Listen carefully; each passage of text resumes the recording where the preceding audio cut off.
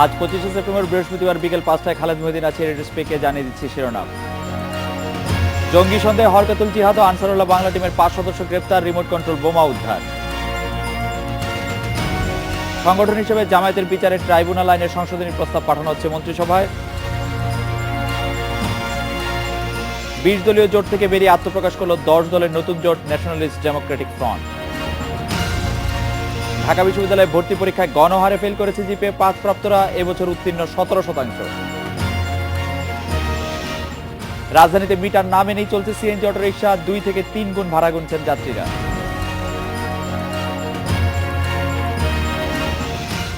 রাজধানীর বিভিন্ন এলাকায় অভিযান চালিয়ে জঙ্গি সন্দেহে 5 জনকে গ্রেপ্তার করেছে পুলিশ। বলা হচ্ছে এদের 3 জন হরকাতুল জিহাদের সদস্য, 2 জন সদস্য আনসারুল্লাহ বাংলা টিমের।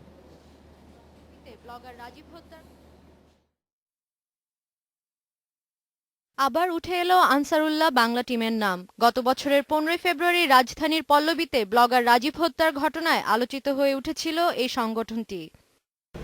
ওই ঘটনায় গ্রেপ্তার করা হয়েছিল নর্থ সাউথ বিশ্ববিদ্যালয়ের 5 শিক্ষার্থীকে।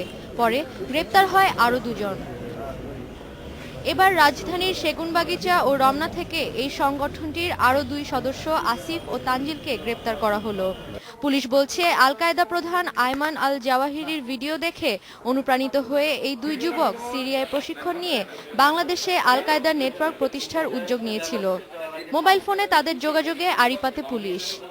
জনৈক প্রবাসী বাঙালি যে একটা দেশে সিটিজেন, কিন্তু বাংলাদেশে এসে যে এই ধরনের লোক রিক্রুট করার চেষ্টা করছিল, তার সাথে যোগাযোগ করে এবং তার যে যোগাযোগ এবং তাদের যে যাওয়ার প্রচেষ্টা, সেই ধরনের কিছু তথ্য প্রমাণ, যেগুলো দালিলিক প্রমাণ, সেগুলো আমাদের হাতে এসেছে। এদিকে আরেক জায়গা থেকে আটক হরকাতুল জিহাদের 3 সদস্যের কাছ থেকে রিমোট কন্ট্রোল বোমা ও ম্যানুয়াল উদ্ধার করা হয়েছে। মোবাইল ফোনের নেটওয়ার্ক ব্যবহার করে তারা বোমা হামলার পরিকল্পনা করছিল বলে জানায় পুলিশ।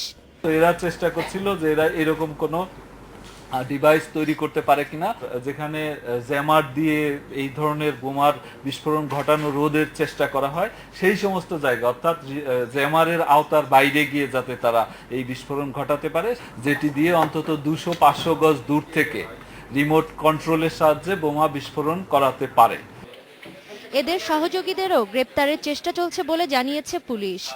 সাদিয়া ফ্রেন, ইন্ডিপেন্ডেন্ট নিউজ, ঢাকা। জঙ্গিদের নানাভাবে অর্থ সাহায্য করা হচ্ছে বলে স্বীকার করে স্বরাষ্ট্র প্রতিমন্ত্রী বলেছেন, এসবের উৎস চিহ্নিত করে তা বন্ধের পদক্ষেপ নেওয়া হচ্ছে। মোবাইল ব্যাংকিং, কুরিয়ার সার্ভিস, ইসলামী ব্যাংক, প্রবাসী সহ যেসব মাধ্যমে জঙ্গি অর্থায়ন হচ্ছে সেগুলি খতিয়ে দেখে পদক্ষেপ নেওয়া হবে বলে জানিয়েছেন স্বরাষ্ট্র প্রতিমন্ত্রী। কয়েকদিন আগে হঠাৎ করেই কলকাতার সংবাদপত্রে সেখানকার সারদা গ্রুপ নির্বাচনের আগে দেশে নাশকতা করতে জামায়াতকে অর্থ সহায়তা করেছে বলে অভিযোগের খবর আসে। এছাড়া বিভিন্ন সময় অভিযোগ পাওয়া যায় মোবাইল ব্যাংকিং, কুরিয়ার সার্ভিসের মাধ্যমে জঙ্গিদের কাছে টাকা পাঠানো হচ্ছে। প্রবাসীদের বিরুদ্ধেও বিভিন্ন মাধ্যমে জঙ্গিদের কাছে টাকা পাঠানোর অভিযোগ আছে। এমনকি ইসলামী ব্যাংকের দিকেও আছে অভিযোগের তীর। সম্প্রতি এসব ঘটনা ব্যাপকভাবে বেড়ে যাওয়ায় স্বরাষ্ট্র মন্ত্রণালয় আইন শৃঙ্খলা রক্ষাকারী বাহিনীগুলোর সঙ্গে দফায় দফায় বৈঠক করে। স্বরাষ্ট্র প্রতিমন্ত্রী জানালেন, অর্থের সরবরাহ বন্ধ করতে পারলেই প্রকৃত অপরাধীদের ধরা যাবে। জঙ্গি অর্থায়ন অবশ্যই হচ্ছে, না হলে যে মাঝে মাঝে হঠাৎ করে একটা কিছু হয়ে যায়, এগুলো কিন্তু আমাদের দেশের লোক এই জঙ্গিদেরকে আশ্রয় প্রশ্রয় দেয় না এবং জঙ্গিদেরকে কেউই ওয়েলকামও করে না। এইগুলি অর্থের বিনিময় করে থাকে, সেজন্যই আমরা এটাকে খুব সিরিয়াসলি নিয়েছি। মন্ত্রী জানালেন, গোয়েন্দা রিপোর্টে দেখা গেছে জঙ্গিদের সব ধরনের সহায়তা দিতেই অর্থের যোগান দেওয়া হয়। অর্থের উৎস বন্ধে সম্ভাব্য যেখান থেকে খবর আসছে তা সব জায়গায় খতিয়ে দেখছে গোয়েন্দা সংস্থা। আমরা মনে করি যে অর্থ সরবরাহ যদি আমরা বন্ধ করতে পারি কিংবা ডিটেক্ট করতে পারি, আমরা তাহলে সেই ক্রিমিনালকে ধরতে পারবো এবং এগুলি নিয়ন্ত্রিত হবে। আমার কাছে বিভিন্ন জন বিভিন্ন জায়গার থেকে ফোন করছে, যমুকখান থেকে আসছে, তা আমরা সব কিছুকেই আমরা নিচ্ছি এবং সব কিছু আমরা অনুসন্ধান করছি। শুধু গোয়েন্দা সংস্থা নয়, জঙ্গিদের অর্থের উৎস বন্ধ করতে দরকার হলে সব বাহিনীকে কাজে লাগানো হবে বলে জানিয়েছেন স্বরাষ্ট্র প্রতিমন্ত্রী আসাদুজ্জামান খান কামাল। জিমি আমির, ইন্ডিপেন্ডেন্ট নিউজ, ঢাকা।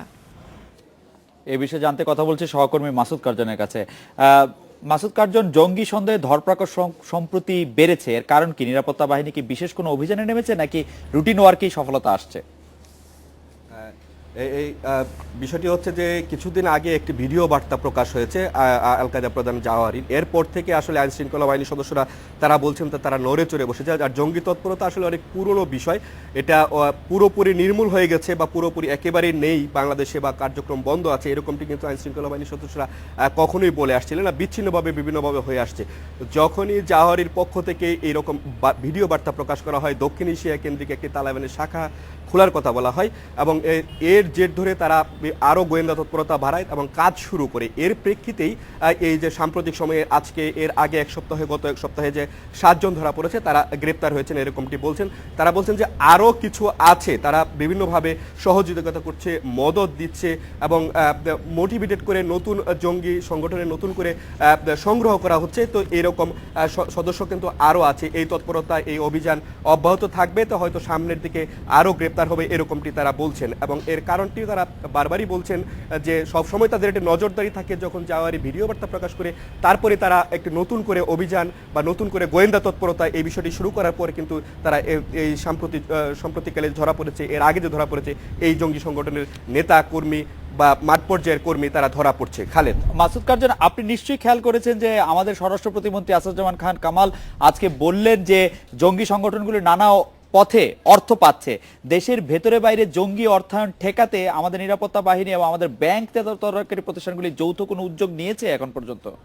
হ্যাঁ খালেদ, জঙ্গি তদারকি মনিটরিং একটা আলাদা সেল আছে এবং পাশাপাশি যে জঙ্গি অর্থায়ন ঠেকাতে সেই 17 সদস্যের একটি কমিটি সম্প্রতি হয়েছে এবং এই কমিটি কিন্তু একটি সভাও করেছে। শিল্পমন্ত্রী আমির হোসেন আমু এই কমিটির প্রধান, সেখানে বাংলাদেশ ব্যাংকের গভর্নর আছেন, ইসলামী ফাউন্ডেশনের ডিজি আছেন, বিভিন্ন গোয়েন্দা সংস্থার প্রধান আছেন, অর্থমন্ত্রী আছেন, বিজিবির ডিজি আছেন, এরকম 17 জনকে নিয়ে কিন্তু একটি কমিটি গঠন করেছে। এবং জঙ্গি যে অর্থায়ন, ব্যাংকিংয়ের মাধ্যমে অর্থায়ন বা বিভিন্নভাবে দেশের বাইরে থেকে অর্থায়ন আসছে, এই অভিযোগ কিন্তু নতুন নয়। আপনি হয়তো খেয়াল করে থাকবেন বা মনে থাকতে পারে একসময় আল মার্কাজুল একটা এনজিও ছিল, সেই এনজিওর মাধ্যমে মসজিদ এবং মাদ্রাসায় শিক্ষার নামে যে ব্যাপকভাবে জঙ্গিদের অর্থায়ন করা হয়েছিল এর কিন্তু তথ্য প্রমাণ পাওয়া গিয়েছিল। এবং আর মার্কাজুলকে পরবর্তী কিন্তু এই বাংলাদেশ থেকে তাদের শাখা বা তাদের কর্মকাণ্ড কিন্তু গুটিয়ে নিতে বাধ্য হয়েছে। এখন কিন্তু আর এরকম তৎপরতা চোখে পড়ে না।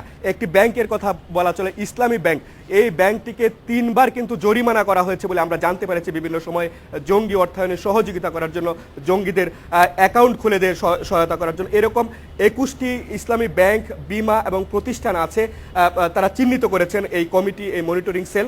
এবং তারা বলছেন যে এই ব্যাংকের মাধ্যমে, এই প্রতিষ্ঠানের মাধ্যমে, আর্থিক প্রতিষ্ঠানের মাধ্যমে বিভিন্নভাবেই বিভিন্ন সময়ে জঙ্গিদের কাছে অর্থ আসছে, সেটা মধ্যপ্রাচ্য থেকে আসছে কিংবা সেটা কুয়েত থেকে আসছে কিংবা ব্যক্তির উদ্যোগে বিভিন্ন যারা প্রবাসী আছেন তারা দিয়ে আসছেন।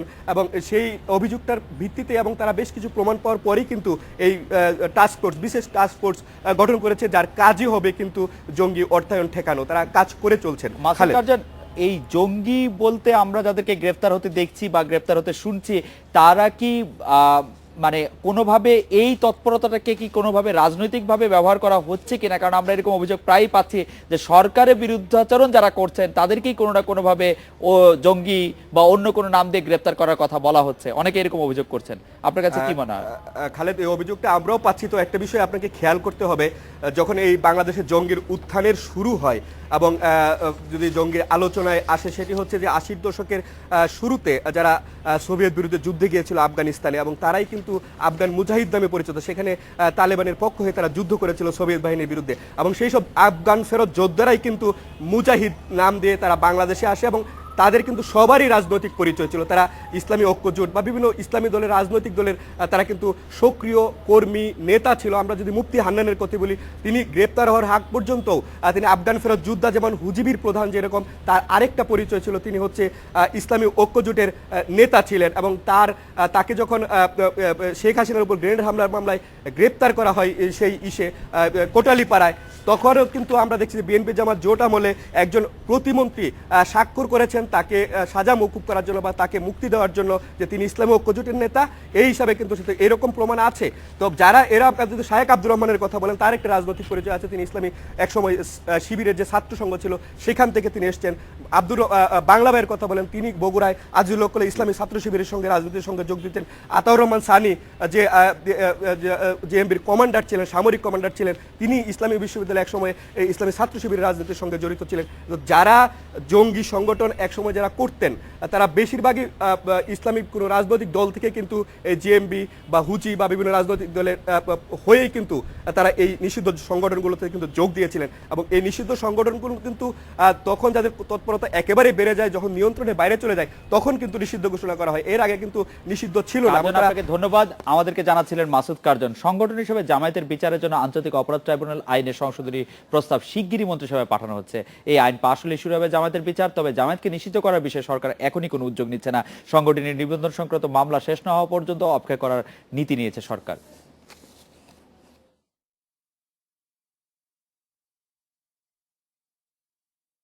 1941 সালে প্রতিষ্ঠিত জামায়াতে ইসলামী ৭১-এ অখণ্ড পাকিস্তানের পক্ষে অবস্থান নিয়ে মুক্তিযুদ্ধ এবং বাংলাদেশের স্বাধীনতার বিরোধিতা করে। স্বাধীনতার পর ধর্মভিত্তিক দলটি নিষিদ্ধ ঘোষিত হয়। ৭৫-এ বঙ্গবন্ধুকে হত্যার পর জামায়াত আবার রাজনীতি করার সুযোগ পায়। তারপর বিভিন্ন পক্ষ থেকে জামায়াতের রাজনীতি নিষিদ্ধের দাবি ওঠে। রাজনৈতিক দল হিসেবে জামায়াতের নিবন্ধন বাতিল চেয়ে বাংলাদেশ তরিকত ফেডারেশনের সেক্রেটারি জেনারেল সৈয়দ রেজাউল হক চাঁদপুরি সহ কয়েকজন রিট দায়ের করলে হাইকোর্ট জামায়াতের নিবন্ধন বাতিল ঘোষণা করে। তবে এখন এটি আপিল বিভাগে বিচারাধীন। আইনমত তো নিষিদ্ধ করলে মহা অসুবিধা। কয়েকদিন আগে অর্থমন্ত্রী জামায়াতকে নিষিদ্ধ করা নিয়ে মন্তব্য করলে সরকার আদৌ তা চায় কিনা এ প্রশ্ন উঠেছে। মহিষ সাহেব বলছে আমরা নিষিদ্ধ করব না, he is a senior most member of the ইয়েতে, কিন্তু এদিকে ক্যাবিনেটে যাচ্ছে, তার মানে একটা দ্বন্দ্ব দেখা দিয়েছে। তো সেই দ্বন্দ্বটারই তো বহিঃপ্রকাশ, যেটা আমি বললাম যে সরকারের মধ্যে একটা দ্বন্দ্ব দেখা দিয়েছে। এখন সেটা তারা তাদের মতো বুঝবে। তিনি মনে করেন জামায়াতের অর্থনৈতিক ভিত্তিকে আঘাত না করে দলটিকে দমানো যাবে না। জামায়াত নিষিদ্ধের বিষয়ে আইনমন্ত্রীর ভাবনা অবশ্য অন্যরকম। ছাড়া এখন প্রিএমটিভ স্টেপ কি আমরা নিতে পারি, যখন আদালতে একটা মামলা অলরেডি চলছে, সেটাও সর্বোচ্চ আদালতে, আমরা যদি এরকম একটা পদক্ষেপ নেই তাদেরকে নিষিদ্ধ করার জন্য, তাহলে কি এটা মনে হবে না যে আমরা আদালতকে তোয়াক্কা করলাম না? জানালেন বিচারের জন্য ট্রাইব্যুনাল আইন সংশোধনের অগ্রগতির কথা। সেই সংশোধনগুলি আমার প্রস্তুত হয়ে গেছে সেটা, এবং সেটা ক্যাবিনেটে যাওয়ার জন্য আমরা প্রস্তুত আছি। আগামী মাসের যে কোনো একটা ক্যাবিনেট মিটিংয়ে এই আইনটা মন্ত্রী পরিষদের অ্যাপ্রুভালের জন্য উঠবে। জামায়াতে ইসলামীকে নিষিদ্ধ করার পাশাপাশি দলটির নিয়ন্ত্রণাধীন বিভিন্ন ব্যবসা ও আর্থিক প্রতিষ্ঠান রাষ্ট্রায়ত্ত করার দাবিও রয়েছে বিভিন্ন মহল থেকে। শাহাদাত স্বপন, ইন্ডিপেন্ডেন্ট নিউজ, ঢাকা। এ বিষয়ে কথা বলতে আমাদের সঙ্গে যোগ দিচ্ছেন আন্তর্জাতিক অপরাধ ট্রাইব্যুনালের প্রসিকিউটর তুরিন আফরোজ। তার কাছে জানবো বিস্তারিত। তুরিন আফরোজ, আমরা দেখছি যে সংগঠন হিসেবে জামায়াতের বিচার করার জন্য আইনের সংশোধনী করা হচ্ছে। আইনের সংশোধনীটা দরকার পড়ছে কেন? আইনের আমাদের যে ৭৩ সালের আইন ছিল, সেই আইনেও জামাতের বিচার হতো। তারপরেও যে পরবর্তী সংশোধনীগুলি আনা হয়েছে তার ভিতরেও আনা হতো। আইনের পরিবর্তন তো আনা হয় আর একটু ভালো কিছু পাবার লক্ষ্যে। যেহেতু বর্তমানে যে আইন সংশোধনী আনা হচ্ছে সেটির অন্যতম মূল লক্ষ্য হচ্ছে জামাতে ইসলামের দল হিসেবে বিচার হলে তার শাস্তির বিধানটিকে যাতে আমরা নিশ্চিত করতে পারি।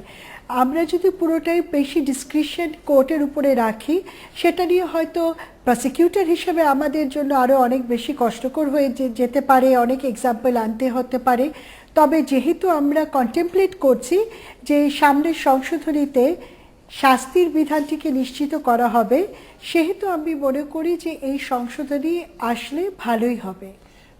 তুরিন আফরোজ, অর্থমন্ত্রী সহ মন্ত্রিসভার একাধিক সদস্য জামাতের বিচারে শাস্তিতে দলটি সহিংসতার পথ বেছে নেবে বলে এরকম আশঙ্কা করছেন বা ভয় পাচ্ছেন যদি আমরা বলি। এই অবস্থায় সংশোধনী প্রস্তাব পাস শেষে, মানে মন্ত্রিসভায় যে সংশোধনী প্রস্তাব আছে, বিচার প্রক্রিয়া এগুলোর বিষয়টি কি শেষ পর্যন্ত গতি পাবে নাকি এটা কোনো একটা জায়গায় এসে থেমে যাবে? দেখুন, বিচার হবে অপরাধের। এই অপরাধ যেটা ৭১-এ সংঘটিত হয়েছে, সেই অপরাধের তো কোনো সামাজিক বা রাজনৈতিক ব্যাখ্যা হতে পারে না। যে অপরাধের বিচার হবে, সেই অপরাধ কেউ করেছে কিনা, তিনি ব্যক্তি হন বা দল হন, সেটি হবে মুখ্য বিষয়। সমাজে এর প্রতিক্রিয়া কি পড়বে এটি হবে অন্যখানের বিতর্কের বিষয়। কিন্তু একজন প্রসিকিউটর হিসেবে আমি মনে করি যে এই আইনের অধীনে ৭১ সালে জামাতে ইসলামী যেই ধরনের অপরাধ সংগঠন করেছে বা যে কেউ, তার বিচার